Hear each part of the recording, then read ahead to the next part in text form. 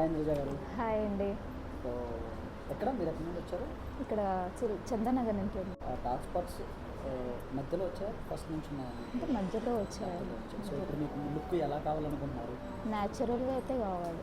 Just మీ dark spots dark spots చాలా okay super. So మంచి matching చేద్దాం ఈరోజు మీ స్కిన్. ఓకే. స్కిన్ టోన్స్ అనేది ఏంటంటే చాలా ఇంపార్టెంట్ అండి.